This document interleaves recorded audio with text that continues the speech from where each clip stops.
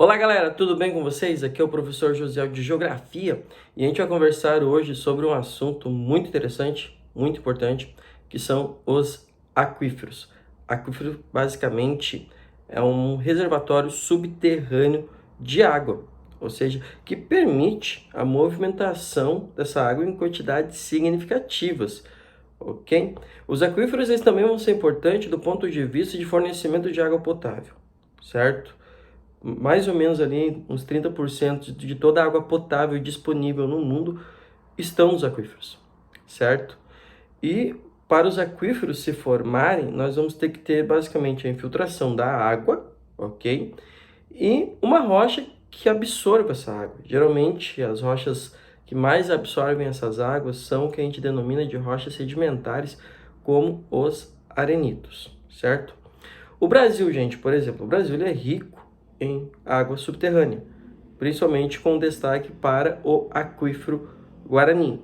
Outra coisa importante, né, sobre os aquíferos. Os aquíferos estão ligados diretamente aos rios, ok? Porque quando a gente vê, pô, da onde vem aquela água do rio?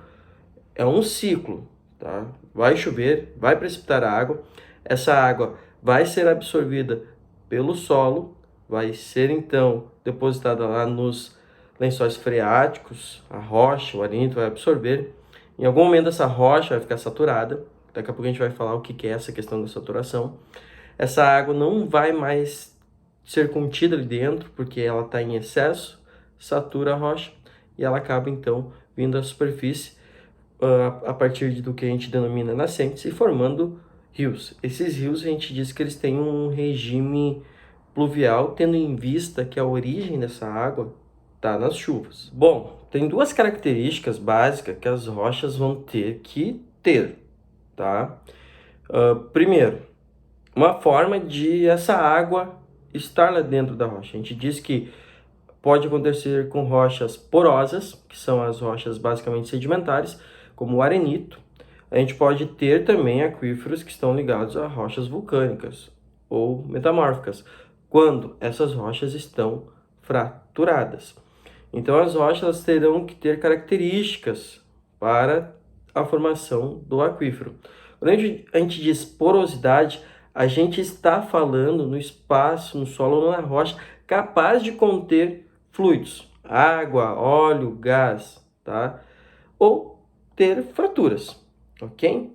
E daí a rocha tem que ter a permeabilidade, que é a capacidade do meio de transmitir os fluidos, certo? Então, eu tendo essas duas características, eu tenho o que eu preciso para a formação de um aquífero. Daí eu vou ter o aquífero poroso, que é aquele formado por rochas sedimentares consolidadas, sedimentos inconsolidados ou solos arenosos, onde a água se faz circular nos poros formados entre os grãos.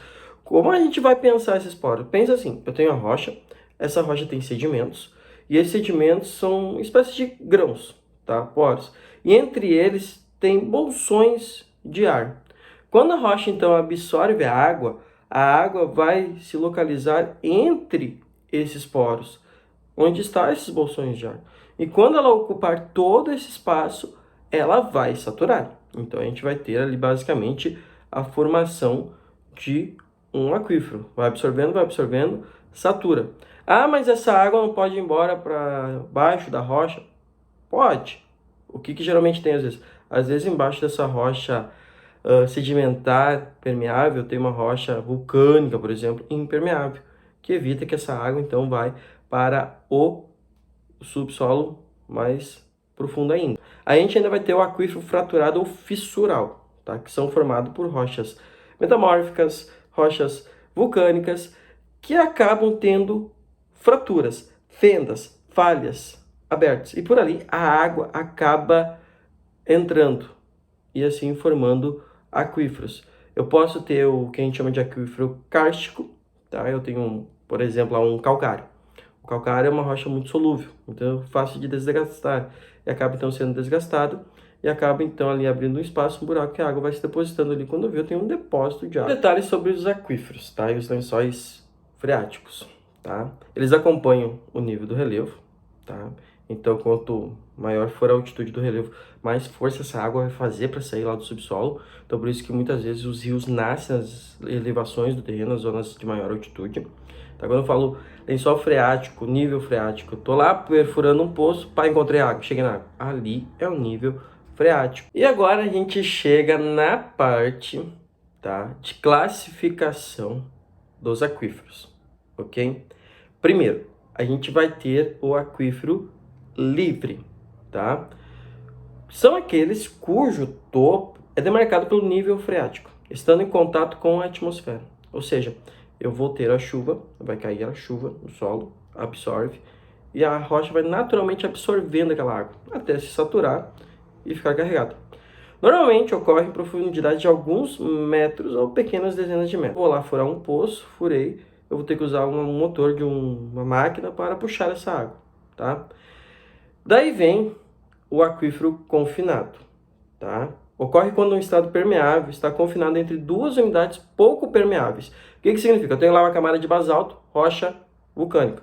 Depois eu tenho arenito, rocha sedimentária. Abaixo tem outra camada de basalto ou granito. Ambas são rochas vulcânicas. Daí ali a água fica confinada. Tá, mas como é que a água vai parar ali? Simples. Os aquíferos, eles têm áreas de recargas. Ou seja, tem um ponto na superfície, em algum lugar, que a água está sendo absorvida. Como, lembrando, os aquíferos, eles não vão ficar lá com a água parada, essa água circula, essa água acaba indo para outras regiões onde, se for depender do que está na superfície, a água não vem a ser absorvida. Mas em algum lugar, que a quilômetros de distância às vezes, eu tenho uma zona de recarga. O que vai acontecer? Olha bem o detalhe. Sabe a palavra poço, as palavras no caso poço artesiano, tá? Vem de artesianismo. Nem todo poço que se fura para pegar água do subsolo é um poço artesiano, ok? O que acontece? Quando eu vou furar um poço num aquífero confinado, quando eu furo ele e chega no aquífero, a água jorra para cima. O nome disso é artesianismo, tá? E esse é o tipo de poço artesiano de fato, ok? A gente vai chegar agora no que a gente chama de aquífero suspenso, tá? São acumulações de água na zona insaturada, formando níveis litiformes de aquíferos acima do nível freático. O que acontece? Do nada, assim, tu tem uma rocha lá vulcânica e ali tem um bolsão de ar, um espaço ali. E aquela rocha vulcânica, às vezes, ela fraturou. E a água da chuva acabou entrando ali e absorveu aquele aquífero. Esses aquíferos, eles são mais difíceis de terem recargas. Então, quando a gente vai nesse aquífero suspenso e pega a água e vai usando, ele vai secar rapidamente. Então, tem essa questão matemática, quando a gente usa a água dos aquíferos. A capacidade de recarga. Se a gente for usar, obviamente, mais água do que a capacidade desse aquífero de se reabastecer, ele vai diminuir seu nível e para encontrar água tem que furar poços cada vez mais profundos. Esse é um detalhe muito importante que a gente não pode esquecer. E vamos chegar agora numa parte sempre importante, que é o clima. Bom, vamos pensar, tá? Os aquíferos, eles vão ser muito importantes, principalmente em regiões de clima árido, porque eu já vou ter aquela noção que eu não tenho tantos rios na superfície. Então, para essas pessoas que vivem em climas áridos, o fornecimento de água muitas vezes se dá fazendo poços. Então, eu tenho que pegar água de um poço. Só que tem os agravantes. Às vezes, esse poço aí não vai ter tanta água porque tu já está no clima árido, tu não tem tanta chuva. Então, o que geralmente acontece? Nos climas áridos, o reservatório subterrâneo ele está em regiões mais profundas. Eu tenho que fazer poços mais profundos, porque chove menos. Então, a capacidade de absorção, ela existe, só que por chover pouco, demora mais para carregar esse aquífero, ok? Já em climas muito úmidos, por chover muito, o reservatório subterrâneo estará muito próximo à superfície. Então, a gente tem um grande aquífero lá na região amazônica, tá? Que é o Alter do Chão, que tem muita água lá, porque chove lá. Em contrapartida, em climas ali na zona árida do Nordeste, é difícil, muito difícil às vezes achar água no subsolo próximo à superfície. Tem que cavar profundamente. E quando não há água, tem que ficar claro, né? Nem todo lugar vai ter ali água no subsolo. E tem coisas também, né, gente, que vão influenciar na absorção do material líquido, tá? Então, assim, a gente não adianta só falar do tipo de rocha que tem na superfície. A gente tem que saber que a vegetação vai ajudar. Por que que a vegetação é um bom agente para a absorção de água? Porque ela tem raiz, e a raiz ela ajuda a transportar a água para o subsolo. A topografia, dependendo se é uma topografia muito inclinada, a água vai circular rapidamente pela força da gravidade e não vai dar tempo de ser muito absorvida. Tem a questão da hipermeabilização do solo, ou seja, principalmente em grandes centros urbanos, o asfalto, o concreto, acabam impermeabilizando esse solo, que também contribui, obviamente, para as enchentes, e essa água não vai para o subsolo, não vai. Então, aquela região daquele aquífero vai ficar prejudicado, o nível freático vai ficar mais baixo e assim por diante. Enfim, pessoal, essa foi uma aula sobre aquíferos, tá? Um importante assunto, recorrente às vezes ali no Enem, em outros vestibulares. Quando na ausência de rios, principalmente ou lagos, lagoas, é a grande alternativa que nós vamos ter de abastecimento urbano.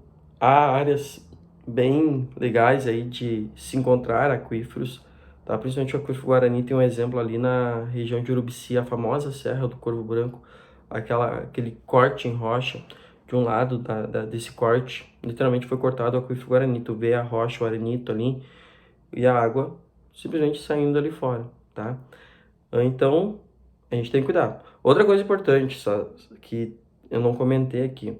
É seguro simplesmente pegar a água do subsolo? Ao menos filtre a água, né?